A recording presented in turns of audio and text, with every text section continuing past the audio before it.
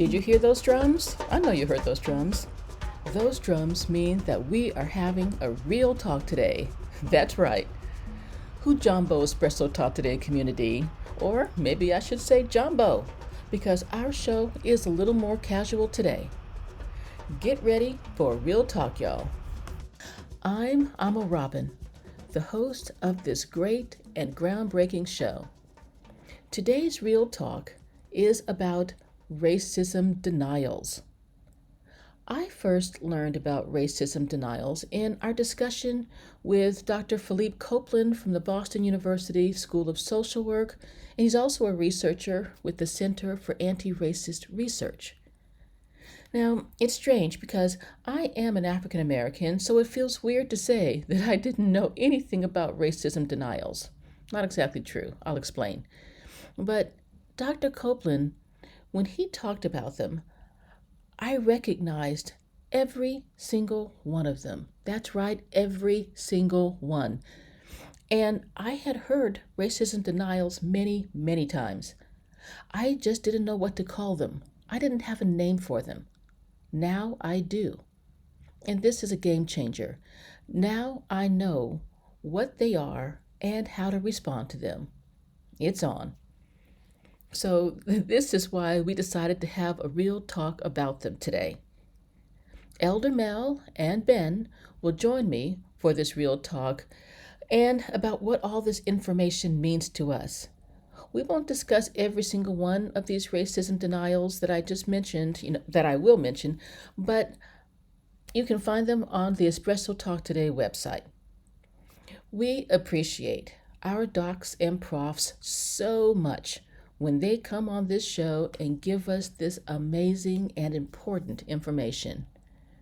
But we, the people, are also important, and we have thoughts that we want to discuss.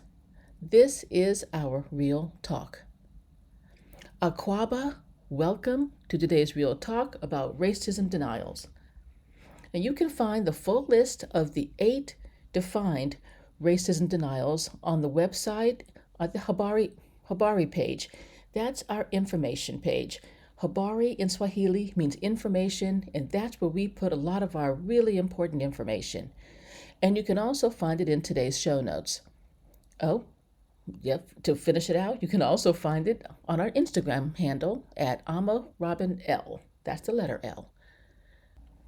I am dedicating today's Real Talk show to Randall Robinson, who made his transition and became an ancestor last week. Randall Robinson was a pioneer and a courageous activist in the fight against apartheid in South Africa.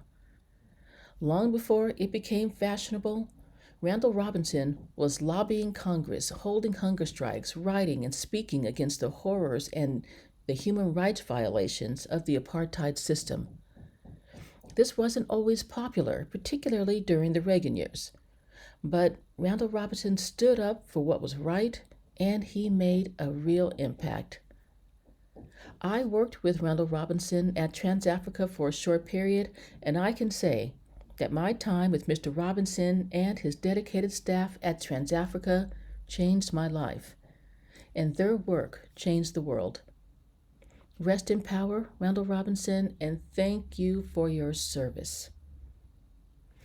2, my dedicated Espresso Talk Today community, Asante Sana, for joining us for today's Real Talk show.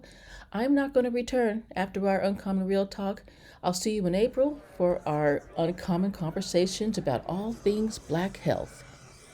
Ashe community, let's get to it.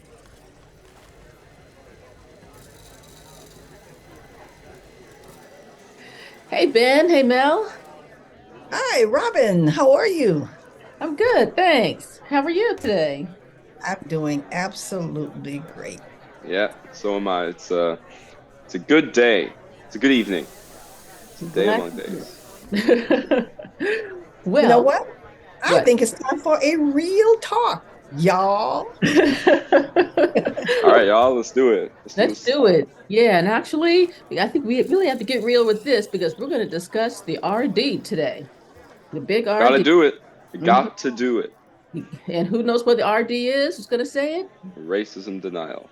That's right. That's right. Research and development. No. That R&D, of course. But yeah, well, you know what? This does seem to be the age of the denier. People are denying everything these That's days. right. Yep. And, so why should racism be any different than, racist be any different than that?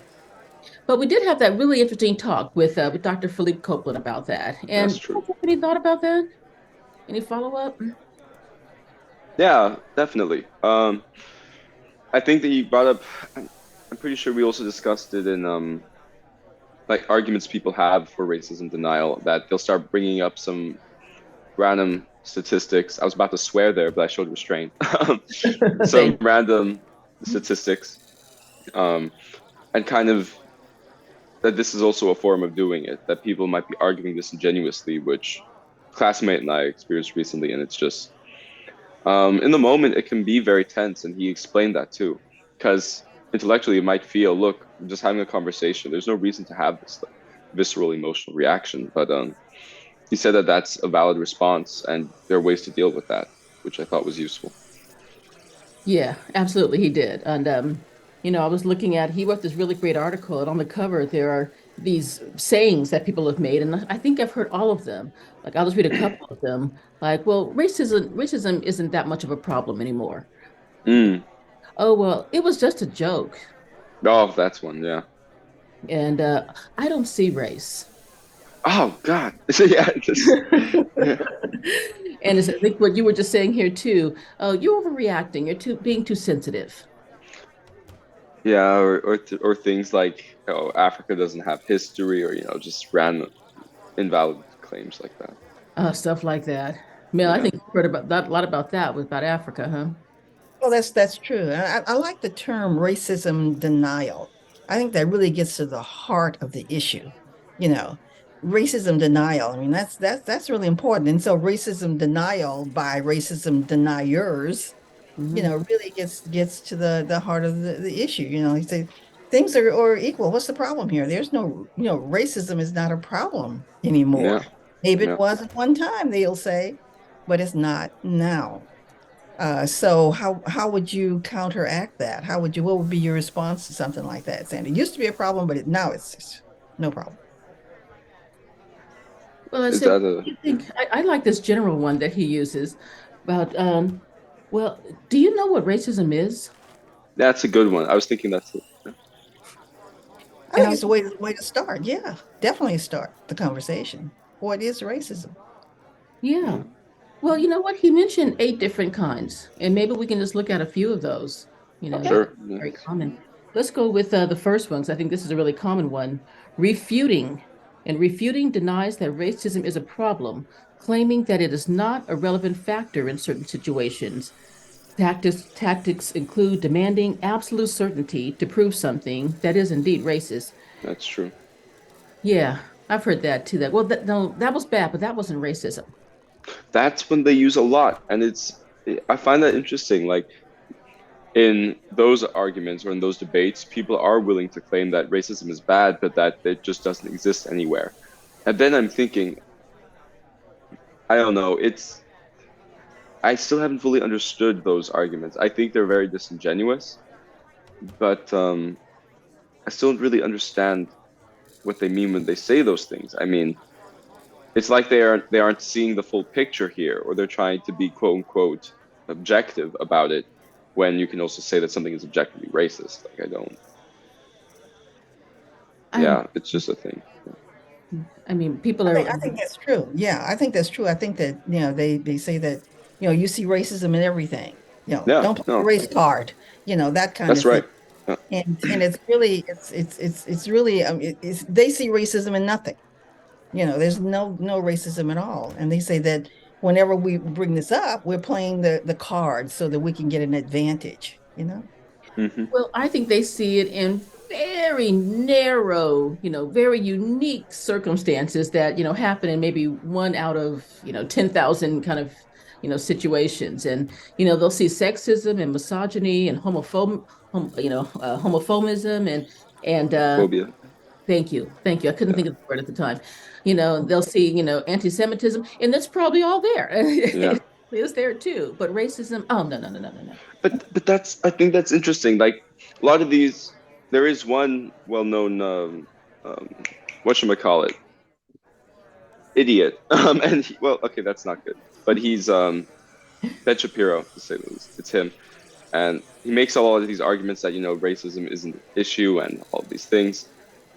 He's also Jewish, and I'm not saying that there's anything there, but he can clearly, I'm saying from his position, he could clearly understand how something could be anti-Semitic, and I'm sure he'd feel that very deeply. And it's just a lack of empathy then that he could extend that to other people or other groups. Um, I think rather than lack of empathy, I think it's a devaluation of people, Yeah, that just doesn't see. I mean, when you're talking about, we're talking about anti-Black racism, right? Anti-Black yeah, racism now, that people take this opportunity to devalue our humanism, you know, yeah. our struggles and what we've been through, and they put it all into a different kind of a context, you know. Just like anti-Jewish racism is a big issue, right? Like these things, yeah. It absolutely is. Yeah, I wouldn't deny that deny that at all because it's on the rise too. So Hmm. yeah. Mm. But I still think you can go back to, well, do you even know what racism is? I mean, you That can is a good one. say too, you know. So okay, so we move on to the next one. Absolutely. Okay, let's see. Let's see. Oh yeah. Oh, this one. Minimizing. Minimizing tries to make racism appear to be less of a problem than it truly is. Ooh, yeah. Yeah. Oh boy. It says focusing on incidents in isolation from their context and suggesting that the incidents are being exaggerated. Wow. Mel, have you experienced anything like that? All the time. All the time. Yeah. Yeah, minimizing it's minimizing not only your intellect, also minimizing your accomplishments, minimizing your ideas and your worth. I mean, it's almost pervasive, So yeah, I experience that all the time. Yeah, absolutely. And you're minimizing your feelings too, and that, well, that's not trauma, or well, that That's was not a trauma. real issue. Right. And so yeah, I think they definitely minimize it. And what does he say here? He says one of the ways to refute that, a response, would be to point out that the person is minimizing the impact of racism and ask them why they're doing this, why they're minimizing it. What are you looking at, Ben? Um, Sorry, my neck was. Yeah. oh, okay. Or it says, or offer a broader context for understanding the incident or the issues being discussed. What do you think that would be helpful? Um, yeah, personally, I'm not sure. I think they'd. Could you repeat the first part once again? Let's see. You see, point out that the person is minimizing the impact of racism and ask them why. They're Um, I don't think they'd see it as them doing it though. I think they would. I don't think if someone's really open-minded, I think they'd probably be like, "Yeah, I'm sorry," or respond like that. But I think if they're making a lot of the people making these claims, um, might just double down and be like, "No, but you're just not understanding my point." So I think it really depends on the person, and I think most people, I give it the benefit of the doubt and say that most people aren't arguing in bad faith, but I think it just depends on the person. yeah, What do yeah. y'all think?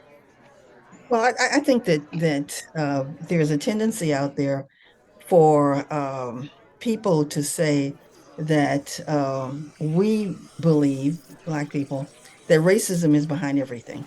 That's yeah, No. So yeah. whatever happens, that was racist, or there's racism there. And this is we're back to playing the race card and as a way of trying to protect ourselves from the situation.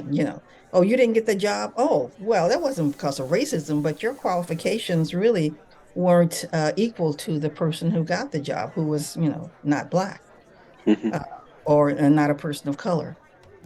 So I think they think we throw the race card to as a shield or an armor or whatever, and They don't really realize that we don't need a shield and armor if it wasn't being constantly happening to us. Yeah, I mean, I was just about to ask, do you think it is a shield and armor? I don't think it does obviously does not shield us, but I think now that we have to, be honest and open and say, yeah, this is racism and define that for people. Now, they may not agree that it is, but we need to not I won't say hide behind it. We need to not disguise it as something else. We need to just be out front. This is racism. That's it. Well, even saying that there is a race card, I think is a form of racism right there too. Because I mean, is there the gay card, or is there the Jewish card, or the woman card? No, but people, when they mention a race card, oh yeah, okay, you're playing the race card now. Mhm. If you said that about others, people No, would I get think really offended. no, I actually don't think. I think that this is an idea that's extended to all, um, I guess you could say, quote unquote, oppressed groups. Um, I mean, in forms of intersectionality as well. I think like the idea of a card is kind of weird because it's kind of implying that you know you're getting preferential access because of things you can't control, and that's unfair because for some reason you are the one destroying the meritocracy with this race card, with this LGBTQ card, or anything like that. So I Mhm. think that the construct of one exists. I'm just not convinced that it actually exists. What really is the case when you're even able to play the race card is just that it's usually just an institution that decided to want to admit more black people or make an effort to admit more people of color or more people of a minority. Um, and then that makes the group in power a bit uncomfortable. And so they say, oh, and I think they kind of say it to reinforce this feeling of what's it called? Um, imposter syndrome. Because it's like if you're using a card, it's not you're not here because of you. You're here because of that card. You Yeah, know. that's right. That's right. And like I said, that's why I think that the fact that there's even a card, and I think it is I actually. agree. Yeah, I agree. Haven't heard it used so much in other contexts with other people who are otherwise oppressed too. Let's But try another. Oh, sorry. Go it's ahead. really interesting. The when you say play the race card, it's like, okay, you have this advantage and you Yeah, can right. play this anytime you want, and that gives you an upper hand on something, which is just the opposite of what's happening. They are playing the race card, Hmm. but Yeah. we call that racism. They're playing that, Yeah. you know. I mean, I think that kind of thing only exists in very superficial circumstances. It's like if I don't know, your friend says something to you, and they're like, let's say your friend reads your paper and they don't like it. It's like, wow, that's racially motivated. Like that. It's very superficial. It's it's not a real thing. Um, if and I I just, don't really believe it exists. I think like with yeah, gotta bring it up, gotta bring it up. The OJ case, they said he played the race card. You That's know, true. It's a that good is point. like he played it, but they did what do they say about, Furman, who have been, pulling over all these people and harassing black people and all this stuff, and That's LAPD a really good point. terrible, you know, uh, interaction with the black community, but they're not playing race. They're profiling. That wasn't even a word back then. But yeah. But if we call them out on it, then we're playing the race card. But no, it's no. So I just had to bring that up because they do. Uh, we could say that they play the patriarchy card, that kind of stuff. But they're going to say, of course I am. But No, I wasn't saying it doesn't exist. I was just saying it's yeah. let us move along.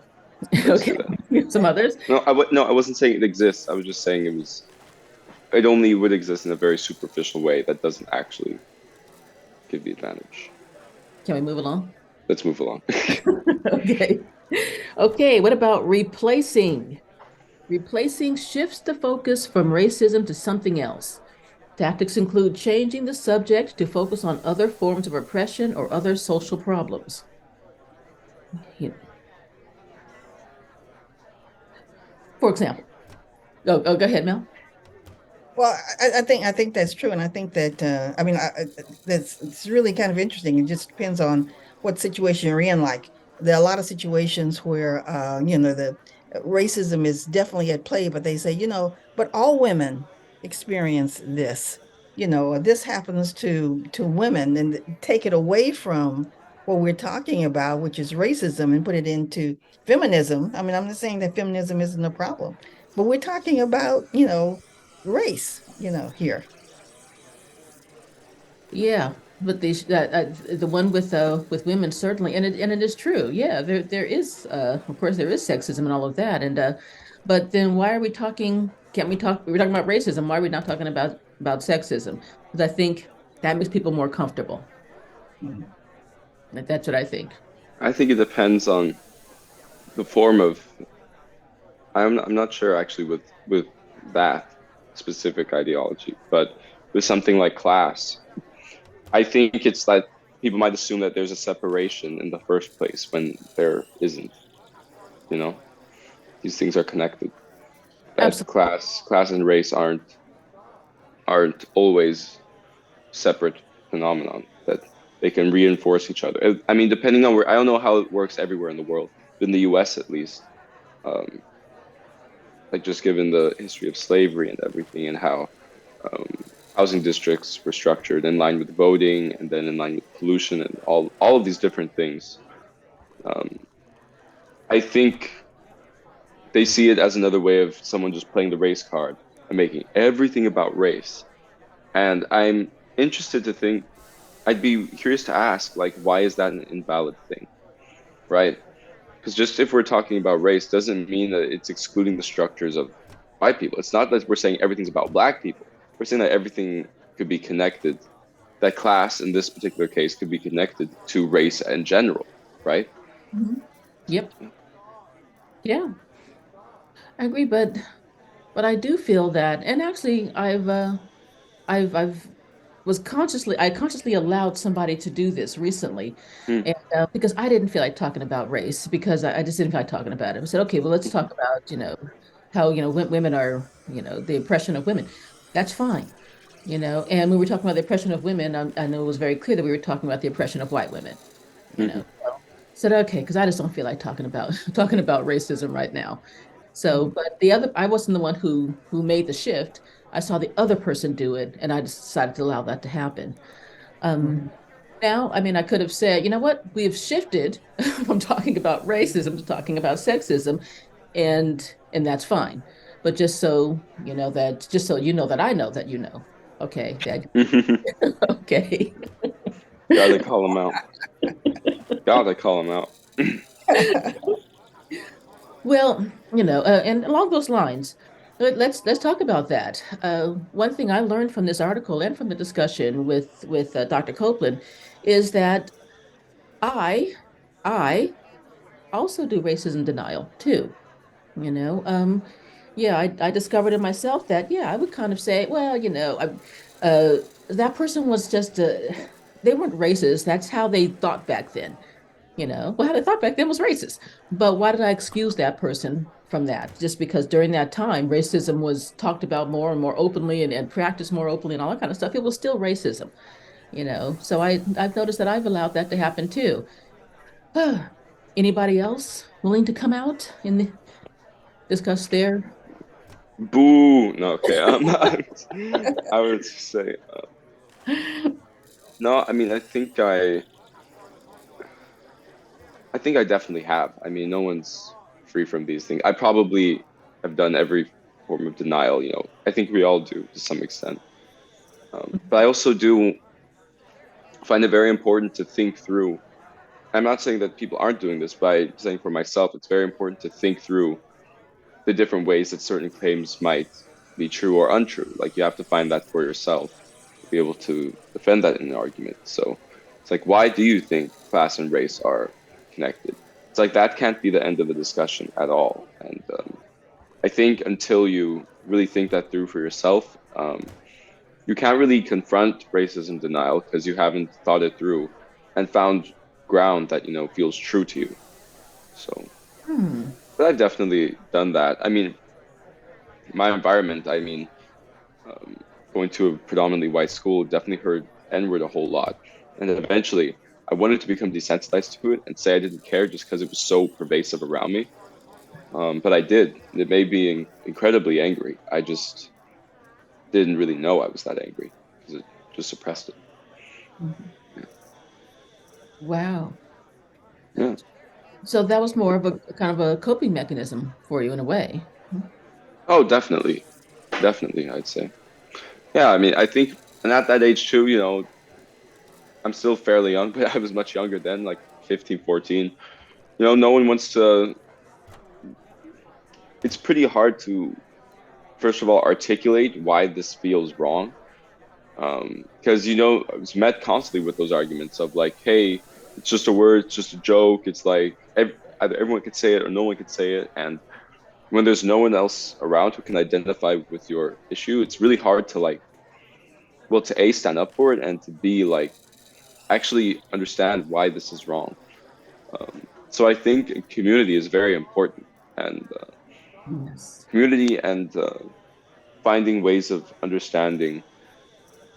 I guess it sounds super cheesy, but understanding why you respond understanding why you have certain emotional reactions to the world.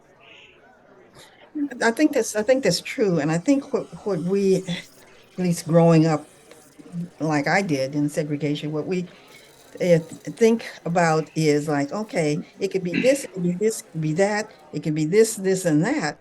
But racism like the last of the line, like Really, we try to explain everything else away, and then at the bottom say, well, wait a minute, this is really racism. Whereas now, that we're understanding more about, what's going on and how pervasive it is.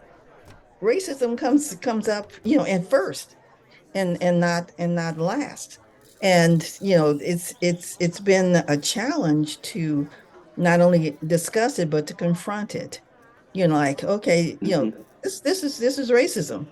I'm going to say that first. I'm not going to say that last. So, it wasn't, oh, I didn't have enough education. Oh, I didn't have enough experience for that job. Oh, I didn't have, the right clothes. Oh, I didn't say the right words. Oh, it could have been racism. That was like the last thing. So now we have to put it where it is, which is first.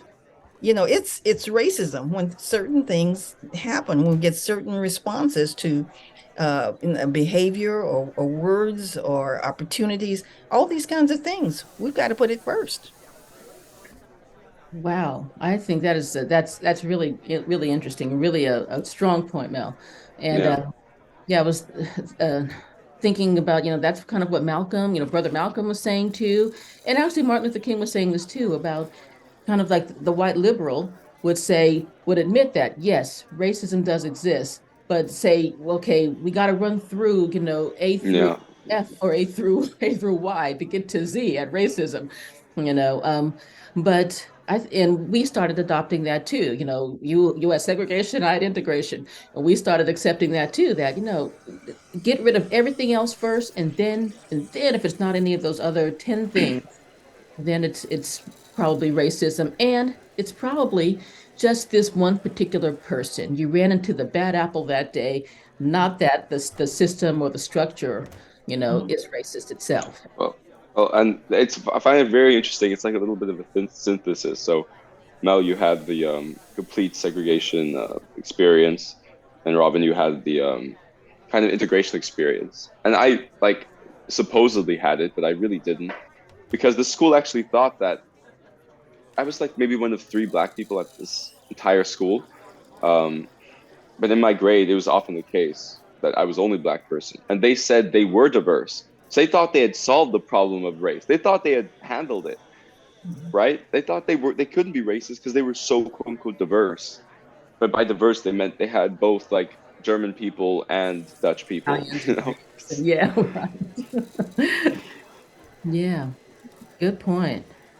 But yeah, but racism, I think that is one thing. I agree with you, Ben. I think most people, are, well, many people, they don't think of themselves as being racist, and Mhm. that's because I think they don't understand what racism really is. And maybe if they're confronted with, so if we respond to them, some of the denials of racism that they make, they'll see that, okay, well, racism is, a bigger thing than I thought. It's a complex and subtle, and yet it's a huge, pervasive kind of thing. And I think people be very open to. to learning about it. I mean, some people, as Dr. Copeland was saying, some people just forget it. They're not Hmm. going. Tucker Carlson, he will never say, "Well, I see your point." Never. But he Oh, say, Tucker Carlson. "No." But I think also, neither would Clarence Thomas. So or he would maybe minimize it. Mhm. So, but I think it's important to talk about racism and these denials, which are actually a real forms of attack. Because he also said it's a political strategy as well, Hmm. right? He did say that, yeah. Yeah, which could bring us up to DeSantis, but I guess everybody's talking about DeSantis these Let's days. not do this, Sam. So I think this was a really interesting and important discussion because also giving these things names too really helps. It's very true. Yeah, yeah. I mean, definitely. I told someone once that what they were doing was racism denial. Um, this person just kind of saw this stuff as an intellectual game when he was saying very outlandish things like, you know, yeah, just anyway, very outlandish racist things. And I don't know if this person took it to heart. You can never know, but it did actually help being able to have the vernacular to yeah, just help having that.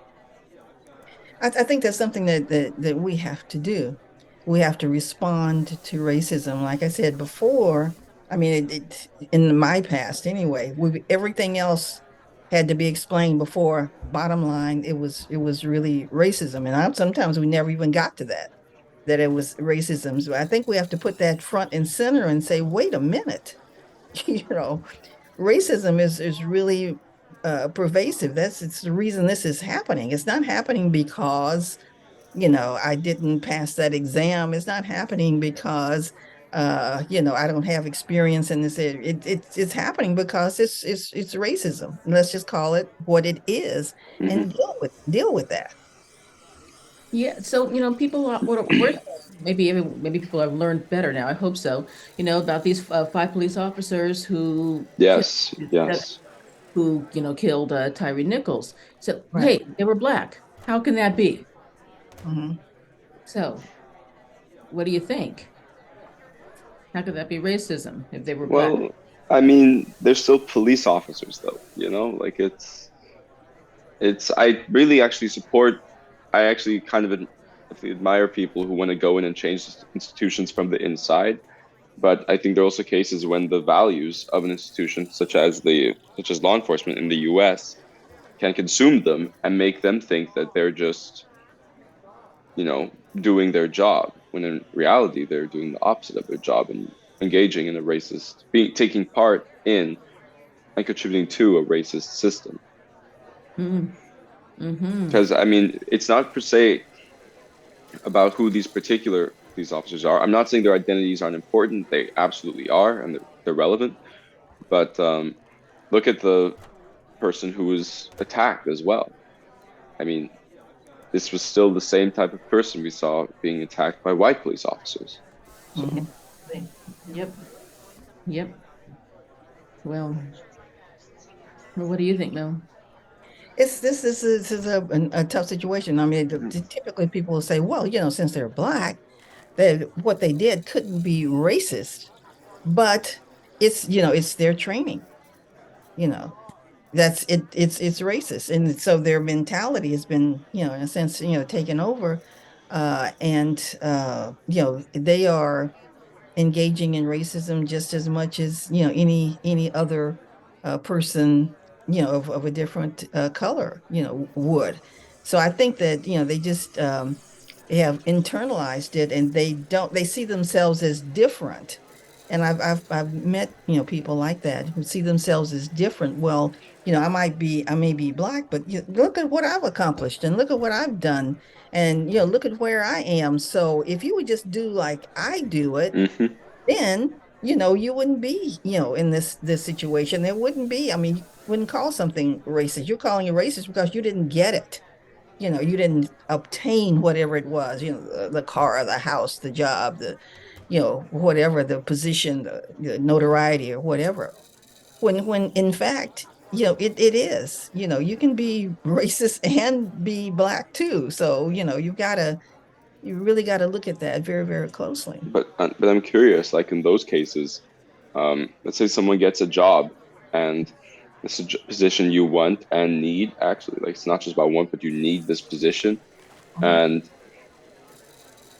pretty much my question is, how do you kind of extrapolate the need for certain resources from um, engaging in racist institutions? Because it becomes very, very challenging. And I think it's also a big reason for imposter syndrome.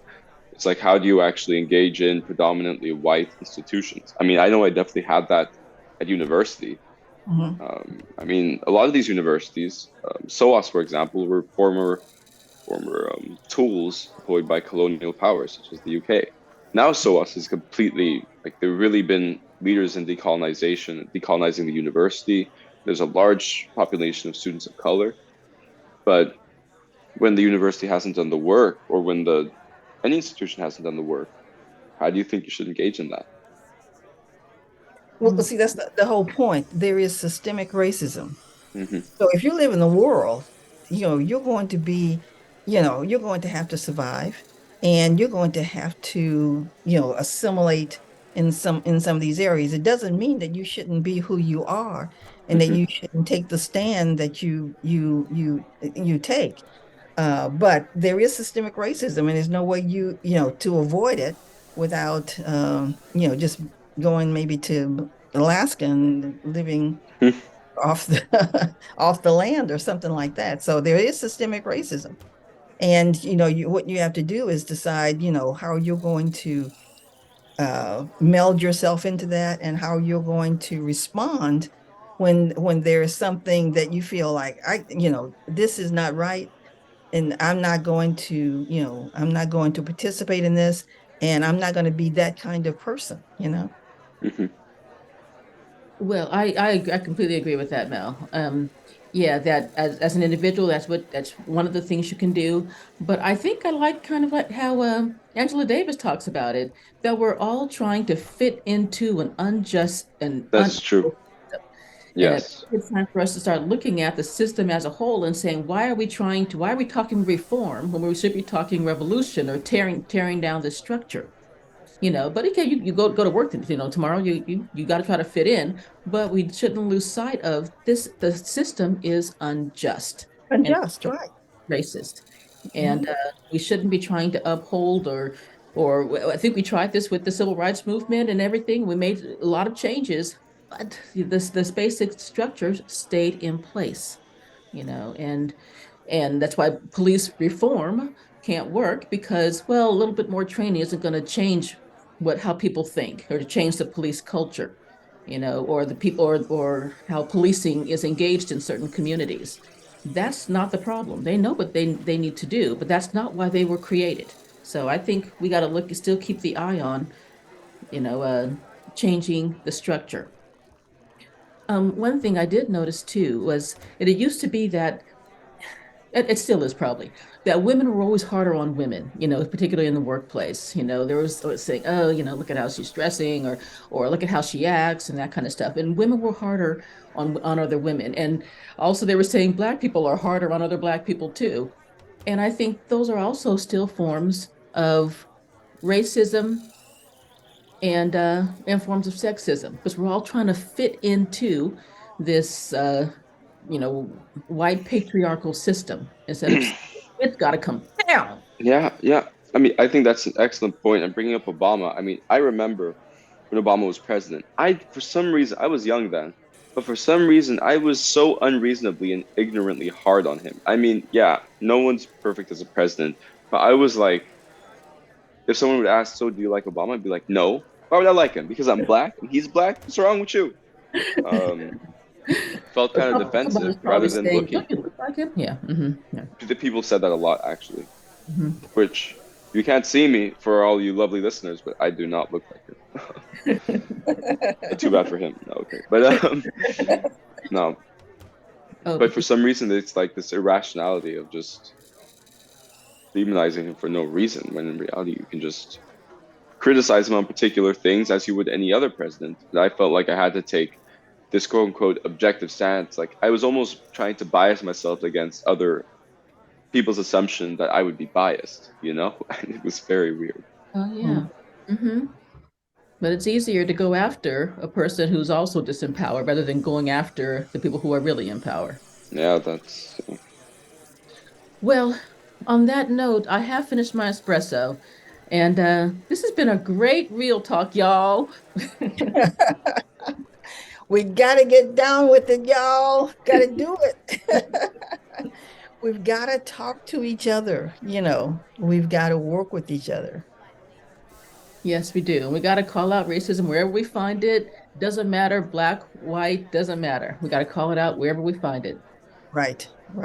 And not be afraid to use the word, racism. This is racism. Let's call it what it is. We tried all these other things, like I call it this, but it's racism. Now let's discuss that. Very good point. That's right. Yeah, I'm gonna give you the last word on that, Ben. Okay, that's right. Okay. Thanks, guys. Great talk. Thank you, Robin. Thank you, Ben. Bye. See you soon. Bye.